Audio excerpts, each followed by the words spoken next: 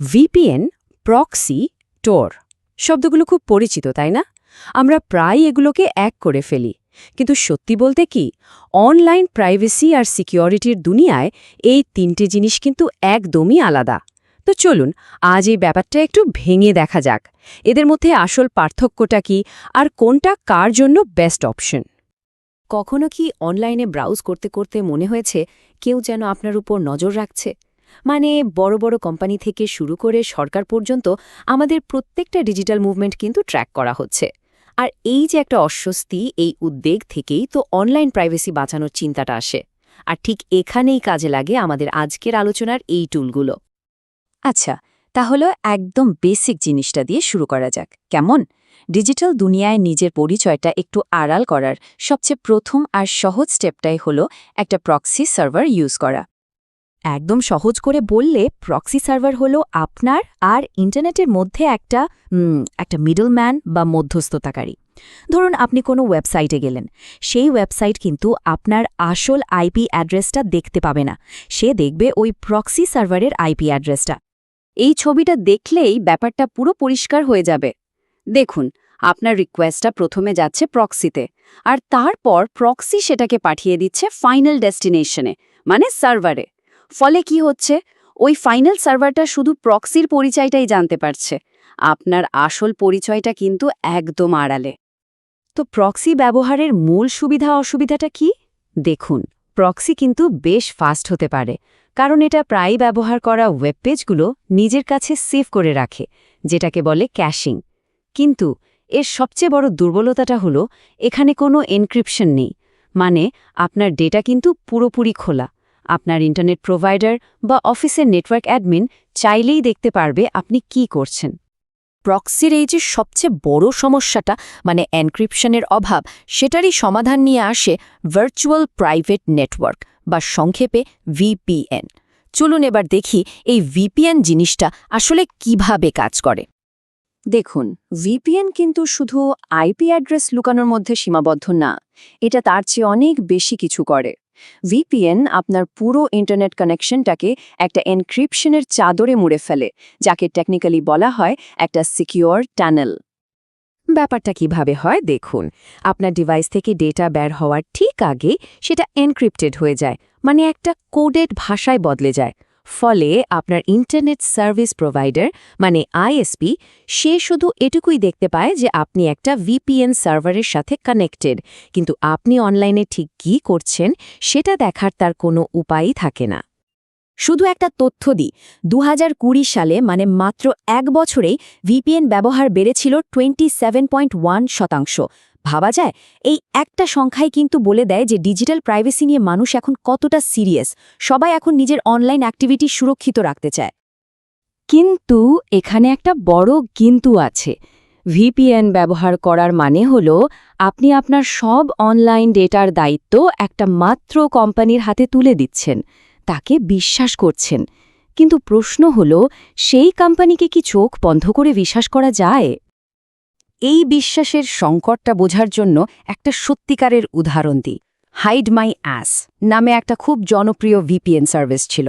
তারা বলতো ব্যবহারকারীর প্রাইভেসি তাদের কাছে সব, অথচ তারাই কিনা লাল জসেক নামের একটা হ্যাকার গ্রুপের মেম্বারদের ধরিয়ে দিতে আইন প্রয়োগকারী সংস্থাকে সাহায্য করেছিল। ভাবুন একবার। আর এই কোটেশনটা তো পুরো ব্যাপারটা একদম দিনের আলোর মতো পরিষ্কার করে দিচ্ছে। বেশিরভাগ ভিপিএন কোম্পানি তাদের টার্মস অফ সার্ভিসে বড় বড় করে লেখে যে তারা কোনো লগ রাখে না, মানে আপনার অ্যাক্টিভিটির কোনো রেকর্ড রাখে না। কিন্তু ওই যে ছোট করে লেখা থাকে, যদি কোর্টের অর্ডার আসে তাহলে তারা আপনার সব ডেটা তুলে দিতে বাধ্য। আর এটাই হলো আসল কথা। তো একটা মাত্র কোম্পানির ওপর ভরসা করার এই যে রিস্ক, এর সমাধান কি? সমাধান হিসেবেই আসে টর। টর প্রাইভেসি ব্যাপারটাকে একটা নেক্সট লেভেলে নিয়ে যায়, এটাকে ডিসেন্ট্রালাইজড বা বিকেন্দ্রীভূত করে। এর পুরো নাম হল দি অনিয়ন রাউটার। কেন অনিয়ন বা পেঁয়াজ? কারণ এর সিকিউরিটি সিস্টেমটা ঠিক একটা পেঁয়াজের মতো, লেয়ারে লেয়ারে সাজানো। একটা লেয়ার খুললে তবেই পরের লেয়ারের নাগাল পাওয়া যায়। এই ডায়াগ্রামটা কিন্তু খুব ইম্পর্ট্যান্ট। একটু মন দিয়ে দেখুন, ব্যাপারটা অনেকটা এরকম। ধরুন আপনি একটা চিঠি পাঠাচ্ছেন যেটা 3টা আলাদা রিলে বা সার্ভারের মধ্যে দিয়ে যাবে। প্রথম সার্ভারটা শুধু জানে আপনি কে, কিন্তু চিঠিটা কোথায় যাবে তা সে জানে না। মাঝখানের সার্ভারটা কিছুই জানে না, না জানে আপনি কে, না জানে চিঠিটা কোথায় যাবে। আর একদম শেষের সার্ভারটা শুধু জানে চিঠিটা কোথায় পৌঁছাবে, কিন্তু এটা কোত্থেকে এসছে সে সম্পর্কে তার কোনো ধারণাই নেই। টর নেটওয়ার্ক ঠিক এইভাবেই কাজ করে। আপনার ডেটাকে সারা পৃথিবীতে ছড়িয়ে থাকা ভলেন্টিয়ারদের চালানো সার্ভারের মধ্যে দিয়ে ঘুরিয়ে পেঁচিয়ে পাঠায়। ফলে কোনো একটা পয়েন্টেই আপনার পরিচয় আর আপনার ডেস্টিনেশন দুটোই একসাথে জানা সম্ভব হয় না। আর এই তথ্যটা কিন্তু বেশ অবাক করার মতো। ভাবুন, যে টর আজকে অ্যাক্টিভিস্ট জার্নালিস্টদের কাছে অ্যাননিমিটি বা গোপনীয়তার শেষ কথা, সেটার জন্ম হয়েছিল খোদ মার্কিন সরকারের হাতে, তাদের নেভাল রিসার্চ ল্যাবরেটরিতে। কেন? তাদের নিজেদের সরকারি গোপন কথাবার্তা সুরক্ষিত রাখার জন্য। ইন্টারেস্টিং, তাই না? তাহলে টরের মূল ব্যাপারটা কি দাঁড়ালো? এর সবচেয়ে বড় শক্তি হলো এটা আপনাকে প্রায় নিখুঁত অ্যানোনিমিটি দেয়। কিন্তু এর একটা বড় দুর্বলতাও আছে, স্পিড। এটা খুবই স্লো, কারণ আপনার ডেটা সারা দুনিয়া ঘুরে আসছে। তাই ইন্টারনেট কানেকশন 50 থেকে 90% পর্যন্ত স্লো হয়ে যেতে পারে। তো আমরা প্রক্সি, ভিপিএন আর টর 3টে সম্পর্কেই জানলাম। এখন প্রশ্ন হলো, কখন কোনটা ব্যবহার করা উচিত? চলুন সব তথ্য একসাথে করে একটা সিদ্ধান্তে আসা যাক। এই টেবিলটা দেখুন, এক নজরে সব পরিষ্কার। এনক্রিপশন, স্পিড, খরচ আর অ্যানোনিমিটির লেভেল, এই সব কিছুর উপর ভিত্তি করে প্রত্যেকটা টুলেরই কিন্তু নিজের নিজের সুবিধা আর অসুবিধা আছে। কোনোটাতেই সব পাওয়া যাবে না। তাহলে ফাইনালি কখন কোনটা ব্যবহার করবেন? ধরুন কোনো কফি শপের পাবলিক ওয়াইফাই ব্যবহার করছেন, ডেটা সুরক্ষিত রাখতে চান, ভিপিএন ব্যবহার করুন।